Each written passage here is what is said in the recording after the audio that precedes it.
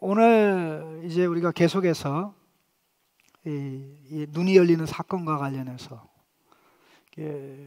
눈이 열려야 비로소 내가 과거에 눈이 멀었다 알게 되는데, 눈을 열어줄 수 있는 것은 하나님의 말씀밖에 없습니다. 그 말씀의 성령이 역사할 때 눈이 열려서 이제 보게 되는데, 과거에는 내가 보지 못했는데 이제 내가 본다. I was blind but now I see. Now I see. 우리가 가장 많이 대화할 때 사용하는 표현 중에 하나가 Now I see.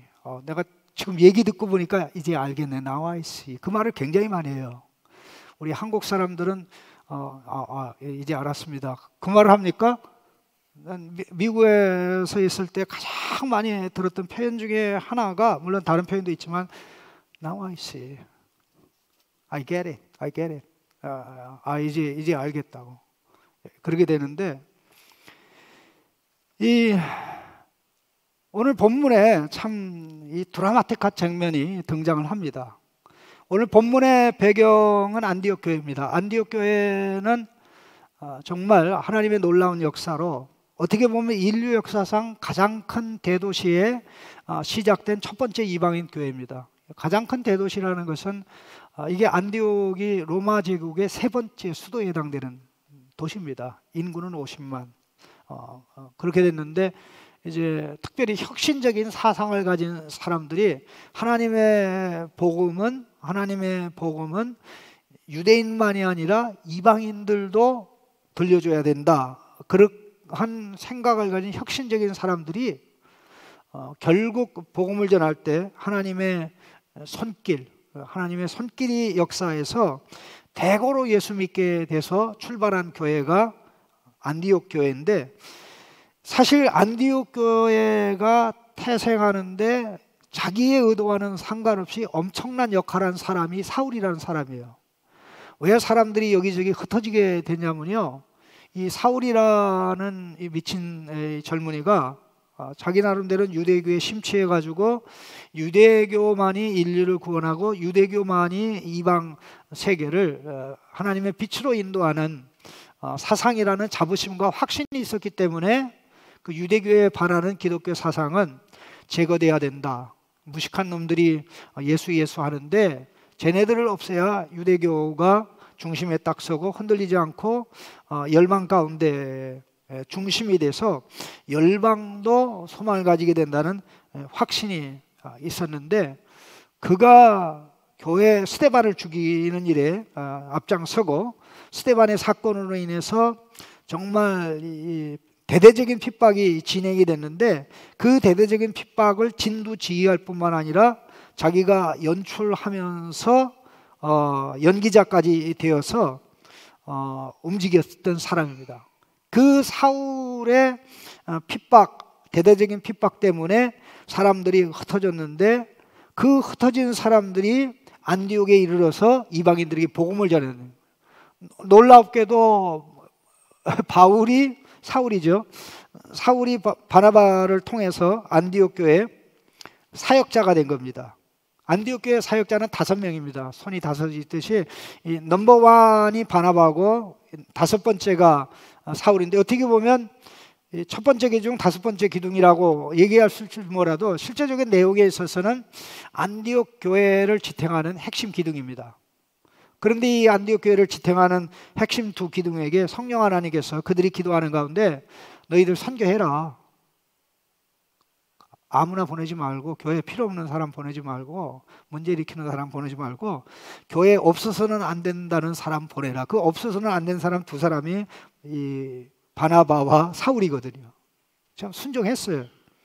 그래서 이제 첫 번째 사역을 시작하게 된 섬이 구브로라는, 여러분들이 잘 알고 있는 키프로스죠. 키프로스.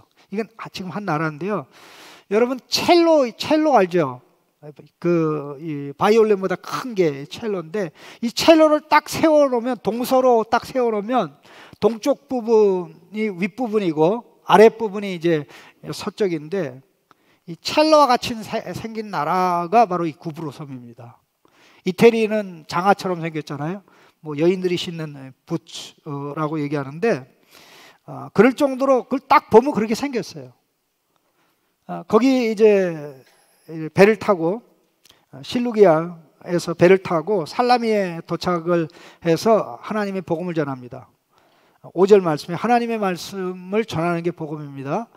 예수님을 전하는 게 복음인데 유대인의 회당에서 복음을 전했는데 별로 반응이 안 좋았던 것 같아요. 그래서 그 지역을 포기하고 동쪽에서 서쪽으로 계속 횡단한 겁니다. 서쪽 끝에 해당되는 게 이 바보라는 로마 총독이 통치하고 있는 그 구브로를 통치하고 있는 행정 수도입니다. 바보만 사는 데가 아니에요. 바보, 우리말의 바보지 이게 파포스라는 단어, 파포스라는 단어인데요. 거기에 갔는데 총독이 참 웬일입니까? 총독의 이름이 뭐예요? 7절에 서기오 바울. 서기오 바울이에요. 서기오 세르기오 러시아 사람 이름 같은 세르기오 바울인데 그가 이 사울과 바나바와 사울을 초청을 한 겁니다. 분명히 그 7절 말씀이 굉장히 재미납니다. 왜 재미나냐면 7절에 보면 총독 서기오 바울과 함께 있으니 서기오 바울은 지혜 있는 사람이라 바나바와 누구를 불러? 사울을 불러. 그 초대할 때는 바나바와 사울을 불렀는데 사울이 총독 앞에 섰을 때는 저도 바울입니다. 그런 거 있죠. 저도 바울입니다. 뭐 S를 P로 바꾸면 어떻게 돼요? 사울에서 파울이 되잖아요. 이게 폴이라는 말은 작다라는 뜻이에요. 작다, 아주 작다. 근데 발음이 아주 바울이 원래부터 그 이름을 가졌는지 그건 잘 모르겠는데 이게 바울이라는 단어가 라틴어거든요. 라틴어인데 통상적으로 로마 시민은 이름이 길어요.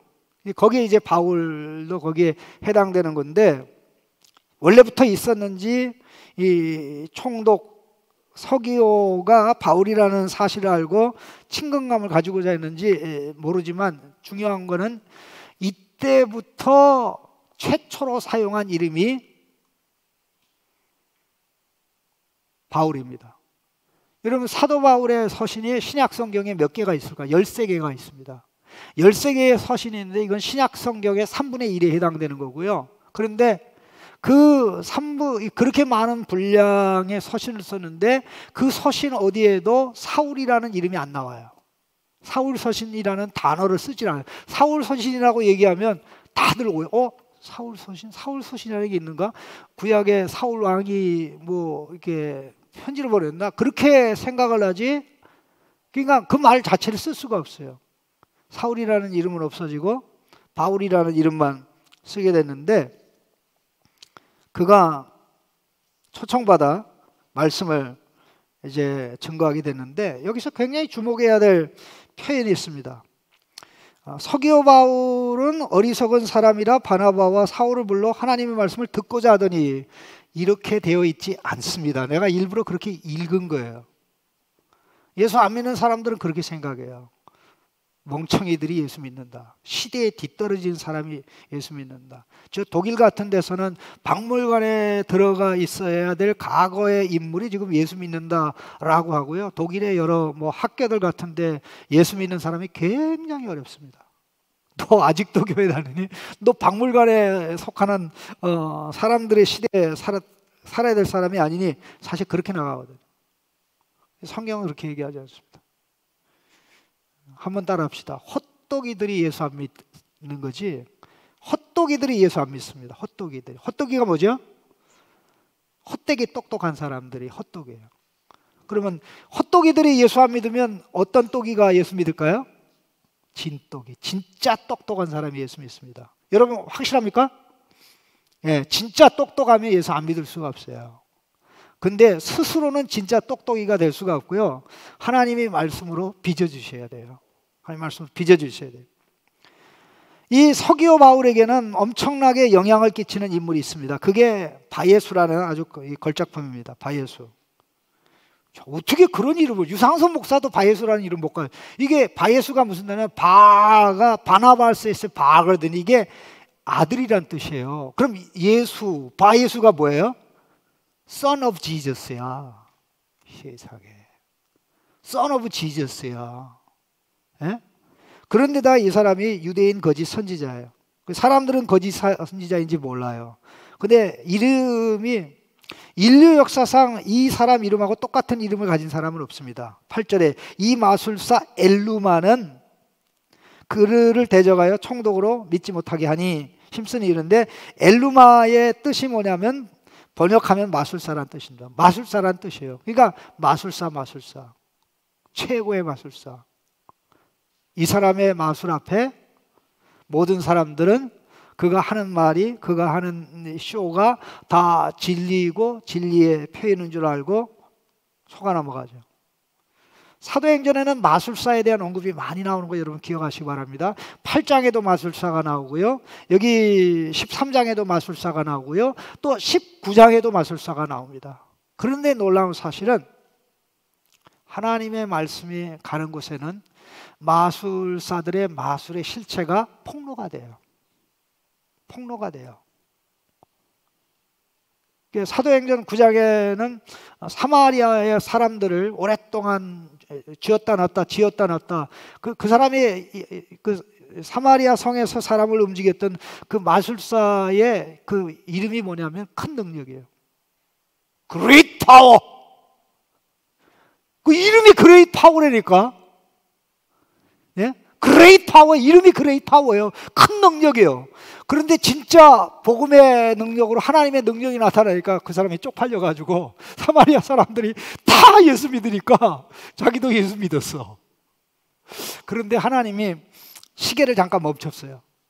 시계를 멈춰가지고 그들이 다 예수를 믿었는데 이상한 현상이 나타났어요. 성령이 한 사람에게도 임하지 않는 거 있죠. 예수 믿는데 성령이 임하지 않으면 전부 다 가짜거든요. 이거 보통 문제가 아니에요. 예루살렘 교회에 보고가 됐어요. 그랬더니 베드로와 요한이 대표 사도로 내려와가지고 그 빌립이 전한 복음이 잘못된 복음이 아닌 것을 확인하고 또 바로 기도하는데, 그 사마리아 예수 믿은 사람들이 다 한 사람도 예수의 성령 받았어요. 그러니까 이 마술사가 사마리아 사람을 지그 흔들었던 그레이트 파워라는 마술사가 베드로한테 제가 돈을 좀 많이 드릴 테니까 저도 네가 누구든지 안수를 하면 성령 받을 수 있는 권한을 주세요. 제가 돈은 많이 있거든요. 그러니까 베드로가 화가 나가지고 너는 이 일에 아무 상관이 없다. 네가 악한 생각과 마음에 사로잡혀 있으니 너에게 저주가 임할지어다. 그랬습니다. 근데 그 사람이 그 말을 듣고 뜨끔해가지고 베드로한테 회개하면서 이 재앙이 나에게 일어나지 않도록 해주십시오. 그렇게 간청하는 내용이 8장에 나옵니다. 그런데 오늘 본문에 나오는 마술사는, 그 8장에 나오는 이 마술사는 새끼 마술사야. 여기 나오는 게 마술사 엘리마. 근데 이름이 뭐예요? 바예수. 그럼 바울이 가서 총독의 초대를 받아서 복음을 증거하는데 복음의 중심에 뭐가 있어요? 예수님 있잖아요. 그러면 총독한테 뭐라 그러겠어요? 아시다시피 내가 바예수인데, 내가 예수님의 아들인데 제 말을 들어야지 누구의 말을 들으십니까? 총독님 정신 차리세요. 제가 총독님을 하루 한 번, 두 번 본 게 아니고 여지껏 왔는데 왜 갑자기 왔다 가는 사람을 불러다가 이렇게 마음이 흔들리시냐고. 근데 이 역사가요, 이게 사단의 역사입니다. 여러분 꼭 기억하셔야 될 게 세 가지가 있는데, 이거는 예외 없이 항상 복음의 현장에는 세 가지가 일어납니다. 첫 번째는 복음의 방해꾼이 있습니다. 사람이 방해하는 거 있지만 보이는 방해꾼을 만드는 방해자가 있는데 그게 사탄이라는 방해자입니다. 항상 방해가 있어요. 복음 전하지 않으면 방해는 안 합니다. 여러분 코미디 하는 코미디 현장에 방해가 일어납니까? 방해 없죠. 참 신나고 좋아가지고 난리를 펴요. 그러나 복음이, 순수한 복음이 증거되고 선포되는 그곳에는 엄청난 반대가 일어나요. 그런데 그 배우를 보면 그 사단이 하는데, 사단이 왜 그렇게 이 복음을 대적하는 사람들을 세워서 역사할 그 이유는요 다르지 않아요. 그 이유는 복음이 들어가는 곳에 사단의 나라가 무너져요. 자기의 장악력이 약해져요. 자기의 말을 잘 들었던 이 착한 사람들이 자기의 말을 안 듣는 나쁜 사람들이 돼요. 사단이 볼 때. 그러니까 골치 아파져요. 그러니까 귓구멍을 틀어 막아야 되거든요. 여러분 이 전제주의적인 사회의 특징이 뭐냐면 언론을 통제합니다. 언론 통제예요. 언론 통제를 하는 것으로 그만이 아니라 그 다음에 언론을 조작합니다. 예? 진리가 아닌 것을 계속 진리라고 얘기해요. 국가에서 발표하는 당이 얘기하는 것만 진리고 그렇지 않은 것은 잘못된 것이다. 이런 식으로 앞으로 그 AI 독재가 하나님이 막아주시지 않으면 이 중국의 세력을 통해서 세계에 수출될 수도 있어요. 이게 보통 문제가 아닙니다. 돈이 있어도요 물건도 못 삽니다. 왜? CCTV로 다 감시해가지고 이상한 말을 하는 사람이 어느 가게에 들어가면 이한테 물건 팔지 말라고 지령이 내려버려요.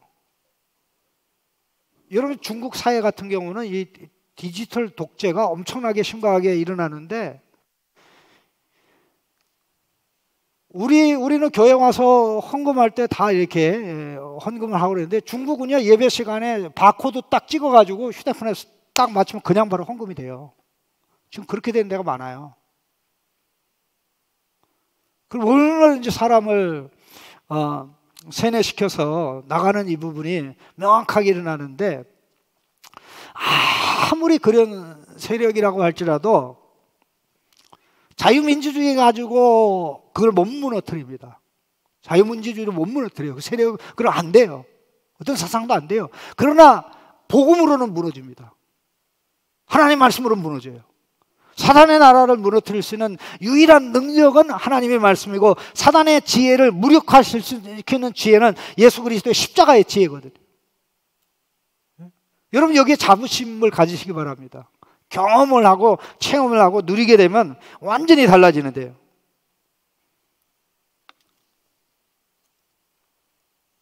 그렇게 반대를 왜 반대하는 이유가 자기 나라가 무너져. 그냥 골치 아파져요. 사단이 가장 잘 아는 공식이 있습니다. 이 공식은 보편적 공식. 여러분 1 더하기 2는 뭐예요?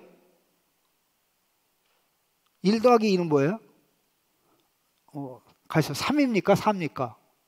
3이구나. 1 더하기 2는 3이. 3이라는 공식은 미국도 일본도 뭐 다 똑같죠. 그런데 전제주의적인 사회에서는요 1 더하기 2는 3이 아닙니다. 이 자유주의 세력하고 이 공산 전제주의 세력하고 이 딜을 하면 예를 들어서 북한하고 협상을 한다, 조약하고 문서를 만든다 할 때 이 사람들의 특징은 자기들이 원하는 방식으로 해석할 수 있는 여지를 만들어 놓는 문건을 만드는 데 탁월한 능력이 있어요. 그러니까 걔네들은 1 더하기 2는 우리는 3으로 알고 있는데 그걸 어떻게 하면 1 더하기 2는 5라고 얘기해요. 1 더하기 2는 5라고 얘기하면 나중에 어떤 결과가 일어나는 거 아니에요? 그쪽과 계약을 맺으면 반드시 5는 못 줘도 4는 줘야 돼요. 그러니까 걔네들하고 외교 관계를 맺고 해야 반드시 손해보게 돼 있어요. 손해보게. 이게 세상에 돌아가는 그 현실인데요. 그럼에도 불구하고 하나님의 진리가 선포되고 하나님의 진리가 드러나고 나타나는 것에는 그 실체가 드러나게 됩니다. 이 큰 거물이라는 서기어 총독이 자기와 함께 있고 자기를 불러주고 인정하니까 자기의 하는 모든 일은 참 놀라운 거 아닙니까? 지중해 로마 제국 아래에 있는 사회에서 그만한 권력이라는 것은 뭐 말로 다 할 수 없는 것인데, 그런데 바울이 뚫어지게 봅니다. 9절 말씀 같이 읽겠습니다. 바울이라고 하는 사울이 성령이 충만하여 그를 주목하고, 그러니까 이 바울이라고 하는 사울이 그를 성령 충만하여 봤을 때, 자, 누구의 눈으로 보는? 성령 하나님의 눈으로 본 거예요. 하나님의 시각으로 본 겁니다. 그럼 바울이 말하는 내용은 바울이 성령 충만하지 않으면 말할 수 없는 내용이고요. 또 사람들이 결코 얘기할 수 없는 내용입니다. 그러면서 주목하여 이르기를 거짓과 모든 거짓과 악행이, 좀 더 정확하게는 모든 거짓과 모든 악행이 가득한 자요, 마귀의 자식이요, 의의 원수요, 주의 바른 길을 굽게 하기를 그치지 않으냐? 누가 감히 이 바예수, 예수의 아들이라고 하는 마술사 중에 마술사라고 하는 엘루마에게 이런 말 하겠습니까? 그가 마귀의 자식이기 때문에 모든 거짓과 모든 악행이 가득하고, 마귀의 자식이기 때문에 모든 의의 원수예요. 그 모든 의의 원수로서 사단의 아들이니까 어떻게 되는 겁니까? 우리 주님의 바른 길을 왜곡하고 거부하는 게 본성이죠. 본업이죠. 사단의 자식이라는 표현을 주목을 해야 되는데, 사단의 자식이라는 표현은 여기 사탄의 아들이라는 표현이에요. 그럼 이 사단의 아들이라는 표현은 어떻게 보면 모든 사람들이 잘 알고 있는 바예수라는 표현을 정면 공격하는 거죠. 예수 아들. 예수 아들이 돼. 뭐 그 예수를 여호수아로 볼 수도 있고 바울이 증거하는 예수님으로 볼 수 있는데, 이미 예수가 나오면 그걸 얼마든지 이용해서 내가 예수의 아들인데, 예수님의 아들인데 내 말 들어야 된다고. 그러니까 이게 예수의 아들이라는 게 뭐냐면, 예수님의 사상을 전수받고 예수님의 사상을 그대로 가르치고 실천하는 완전한 제자라는 뜻이에요. 그러니까 예수님의 아들이라는 것은 결국 어떻게 되는 거냐? 예수님하고 똑같은 사람이라는 거예요. 여러분, 그 무슬림이 제일 싫어하는 단어가 뭐냐면 알라에게 아들이 있다는 단어를 제일 싫어하고요. 더 나아가서 알라의 아들이라는 표현을 만일 제가 무슬림 사이에서 얘기하면 제가 돌에 맞아 죽습니다. 그냥 죽어버려요. 이벤 알라 하면 이벤이라는 게 아들이라는 뜻이거든요. 이벤 알라 예수 이벤 알라 이렇게 얘기하면 그냥 가. 네? 무섭죠.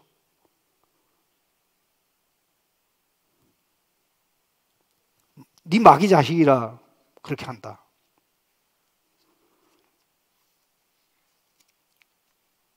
그리고는 심판을 선언합니다. 11절 말씀에 같이 읽겠습니다. 보라, 이제 주의 손이 내 위에 있으니 내가 맹인이 되어 얼마 동안 해를 보지 못하리라. 바울이 이 말을 왜 합니까?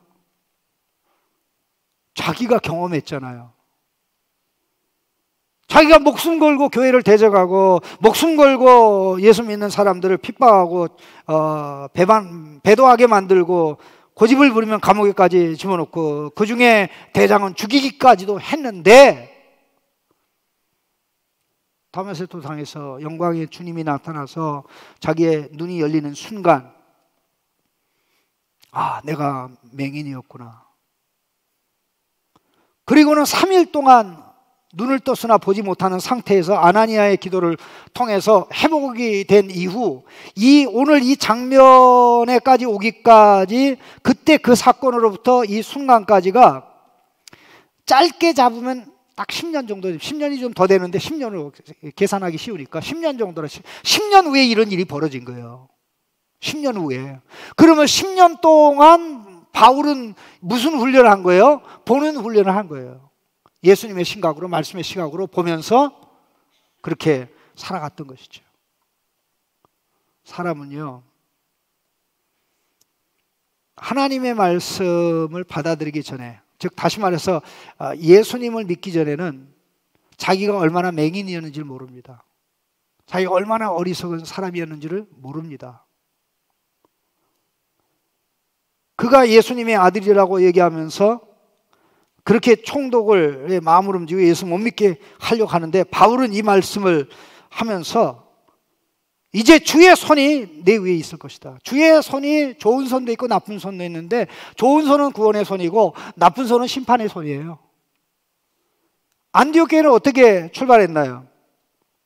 주님의 손이 역사에서 출발한 교회가 안디옥 교회예요. 11장을 보십시다. 11장 몇 절을 보시면 되냐면요, 21절입니다. 똑같은 주의 손이에요. 11장 21절에 뭐가 나옵니까? 주의 손이 그들과 함께 하심에 수많은 사람들이 믿고 주께 돌아오더라. 그 사람의 이해를 위해서 이 보이지 않는 성령의 역사를 보이는 이 손이라는 표현을 통해서 설명한 겁니다. 주의 손은 그야말로 예수님의 오른손 역할하는 성령의 구원 역사를 가르쳐, 말씀의 구원 역사가 함께 하잖아요. 예? 그런데 여기서 말씀한 주의 손은 무슨 손입니까? 성령께서 말씀을 거역하는 자에게 행하는 심판의 역사입니다. 그 말을 하는가 동시에 어떤 일이 벌어집니까? 말이 끝나는가 동시에 눈이 멀죠. 그럼 그 사람이 좀 영적 감각이 있는 사람이라면 어떻게 해야 돼요? 회개합니다. 내가 잘못됐습니다. 내가 감히 하나님의 말씀, 하나님의 복음, 예수 그리스도를 배척하다니 내가 잘못됐습니다. 회개합니다. 내 눈을 띄워주십시오. 이렇게 해야 되는데 어떻게 한 겁니까? 돈이 많겠다. 자기를 인도할 사람을 구하러 찾아다닌 것입니다. 여기 인도할 사람이라는 단어가 굉장히 재미난 단어인데, 손을 잡고 인도하는 사람, 그런 표현이죠. 손을 잡고 인도하는 사람. 주위에 손이 임하니까 맹인이 돼가지고 사람이 손잡고 다녀야 돼, 그 인생. 그런데 바울이 이게 시간을 줬어요. 한동안이라는 게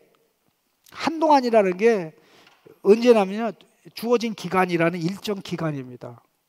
근데 성경의 이 표현이 사용된 것이 딱 두 군데밖에 없는데, 오늘 본문하고 누가복음 4장 13절, 동일한 저자가 쓴 누가복음 4장 13절에만 나옵니다. 거기 뭐라고 나오냐면요, 마귀가 모든 시험을 다 한 후에 얼마 동안 떠나니라. 이 얼마 동안이라는 똑같은 단어가 이 카이루라는 이 단어가 사용되는데, 뭐냐면 지정된 일정 기간이에요. 그 지정된 일정 기간 동안 이 보지 못하는 경험을 통해서 바울은 이 바예수라는 이 마술사가 돌아와 회개하기를 원했던 거죠. 그런데 어떻게 됩니까? 그 사람은 끝까지 가죠. 자, 결론 맺습니다. 복음의 현장에는 말씀을 못 듣게 하는 방해가 있습니다. 복음의 현장이 아니더라도 여러분이 하나님의 말씀을 읽고 이해하고 깨닫겠다고 하면 그때부터 방해가 있다고 생각해도 전혀 틀리지 않아요. 죄가 방해하든가 잡념이 방해하든가, 그게 다 크고 작은, 크고 낮은 단계, 높은 단계의 사단의 방해 역사입니다. 이해하려고 생각하지도 않고 내 머리에 말씀을 읽는가 동시에 내 머리에 떠오르는 생각이 하나님의 뜻이다라고 생각하는 것도 그게 사단의 역사입니다. 그리고 지금과 같은 말씀이 선포되는 현장에는 더 강하게 일어나겠죠. 그리고 복음이 최초로 선포되는 선교회장에도 강하게 일어납니다. 근데 놀라운 사실은 아무리 방해해도 복음을 좌절시키지 못합니다. 하나님 말씀을 좌절시키지 못합니다. 그 좌절시키지 못한 물증이 저와 여러분입니다. 제가 예수 믿고 여러분이 예수 믿는 거, 누가 예수 믿는 거 막을 거예요? 총이 막아요? 칼이 막아요? 부가 막아요? 명예가 막아요? 예? 여러분 수만 명이 유상서한테 달려든다고 생각해보세요. 너 예수 믿으면 때려 죽일 거야. 너 손톱 하나 빼고 발톱 빼고 다 아작을 낼 거야. 그런다고 눈은 깜빡하겠죠. 두려움은 있겠죠. 그렇다고 얘가 예수 믿는 내 심장이 멈추겠어요? 그 예외적으로 유상선만 그런 게 아니라 예수 믿는 우리에게는 다 똑같아요. 아멘? 다 똑같아요. 그게 어디서 왔냐? 하나님께서 복음의 말씀으로 성령이 우리를 예수님의 생명을 가진 자로 재창조했는데, 거기에 하나님 말씀이 있고 말씀에 성령이 역사한 결과 우리의 눈이 열려서 예수님 바라보고 믿음으로 나가는 거예요. 근데 아직도 거기에 장악되어 있는 사람은 자기는 얼마나 그 선악이 있는지 모르죠. 그런데다가 이 복음을 반대하는 일에 앞장서는 사람은 어떻게 됩니까? 점점 더 눈이 멀어집니다. 악화가 되고요. 그 영적인 이 감각이 어두워지는 것은 결국 뭐냐면 죽음의 상태가, 영적 죽음의 상태가 심화되는 것을 말합니다. 여러분, 지금 이 현 시대의 기독교를 그 사회 진화론이라는 이름으로 전면에 서서 공격하는 오적이 있어요. 오적. 현 시대의 기독교 오적이 있는데, 기독교 오적 중에 여러분이 잘 알고 있는 그 도킨스라는 인물이 있어요. 옛날에 기독교를 반대했던 사람들하고는 다른 컬러의 5사람들인데, 옛날에 기독교를 반대하고 내적했던 사람들은 나름대로 자기들의 논리와 이론을 가지고, 근거를 가지고 그렇게 했었는데, 요즘 이 도킨스와 같은 사람은요, 논리적 이론도 관점에서 볼 때는 이 구멍이 엄청나게 많은데도 지 혼자 엄청나게 똑똑한 줄 알고 수없이 많은 사람들을 예수 믿지 못하게 막고 역사하고 있어요. 그것도 모르고 우리 이 형제들이 찰스 도킨스가 쓴 책이 대단한 책이라고 뭐 이렇게 하고, 눈이 열리면 그게 얼마나 거짓된 진리로, 거짓된 건 진리가 아니죠. 예? 진리로 포장된 거짓이 가득 차 있는지 알게 되는데, 우리가 기억을 해야 될 것은 살아나야 영적 감각이 생깁니다. 살아나야. 죽은 자는 감각이 없어요. 영적으로 살아나야 감각이 생기는데, 그게 영적 감각이고 영적 시각인데, 죽어있는 상태에서는 모르니까 이 감각이, 어둠의 감각이 더 심화돼도, 여러분 예를 들어서 봅시다. 이 어둠이 자기들끼리 비교해가지고 내가 더 어두워, 네가 더 어두워라고 얘기할 수 있나요, 없나요? 어둠이 자기끼리 나는 덜 어두워, 너는 너무 어두워, 나는 중간이야. 어둠이 자기들끼리 자기들의 어둠의 정도를 이야기할 수 있나요, 없나요? 어둠은 다 어두운 것이기 때문에 평가할 수가 없어요. 왜냐하면 어둠이 얼마나 어둔지는 빛이 들어가는 양에 의해서 결정돼요. 빛이 비춰지면 비로소 어둠의 정도가 드러나요. 빛이 들어가면 거짓의 정도가 드러나는 거예요. 그 열리는 역사가 성령 하나님이 복음의 말씀으로 이루어 주셨어요. 열리게 하셔서 제가, 우리 여러분들이 예수 믿게 되고 계속 말씀 받아서 더 눈이 열려서 오직 one way, Jesus way, 그 길로 가게 되는 것입니다. 오늘 이 길로 가는 사람들이 더 당당하게 일어나야 되고 당당하게 서야 됩니다. 바울이 다메섹 도상에서 예수님이 나타났기 때문에 그는 누가 뭐래도 끝까지 이 길로 갔습니다. 이 길을 방해하는 사람들이 너무나 많았는데 굴하지 않았습니다. 방해하는 자들이 점점 어두워졌고 반대자가 됐고, 심지어는 최악의 상황까지도 예루살렘에 자기와 함께 같은 배를 탔던 사람들도 마지막 순간에는 그가 예수님에게 미친 사람이 됐기 때문에 다 그를 이 땅에서 제거해야 될 이 연병과 같은 놈이라고 얘기했음에도 불구하고 자기는 눈 하나 까딱하지 아니하고 예수님의 사람으로, 예수님이 시작한 믿음의 길, 복음 사역자의 길, 예수 증인의 길을 당당하게 갔습니다. 여러분, 무엇을 체험해야 됩니까? 복음의 빛을 체험해야 될 줄로 믿습니다. 복음의 빛이 하나님의 말씀을 통해서 성령의 역사로 우리에게 비춰집니다. 말씀이 여러분을 찍어 누를 때 항복하시기 바랍니다. 힘센 사람이 막 찍어 누를 때 항복해야지 버티면 숨도 못 쉬어요. 근데 힘센 사람의 힘을 다 합친 것보다 더 위대한 하나님께서 우리에게 생명 주려고 우리를 찍어 누르는데 계속 저항하게 되면 어떻게 돼요? 점점 더 어두워집니다. 이런 일이 없고 우리는 하나님의 말씀에 빛을 받아서 그 빛으로 새로 빚어져서 보고 또 보고 또 보고, 아, 지난번에 내가 봤던 것 이거 잘못된 거네, 이게 바른 거네. 그래서 자꾸만 이 빛으로 또 바른 것으로 형성돼서 까지 나가면 내가 진리를 위해 사는 것이 아니라 진리가 나를 이끌어가고 진리가 나를 빚어가고 진리의 말씀에, 복음 진리에만 반응해서 살아가는 그런 역사가 일어나는 것입니다. 여러분, 아직도 하나님 말씀이 여러분 가슴에 다가오지 않습니까? 오히려 부담으로만 다가옵니까? 슬픔으로 다가옵니까? 여러분에게 족쇄로 다가옵니까? 아직 말씀을 모르는 겁니다. 말씀 중심에 계신 예수님을 모르는 것입니다. 기도하십시다.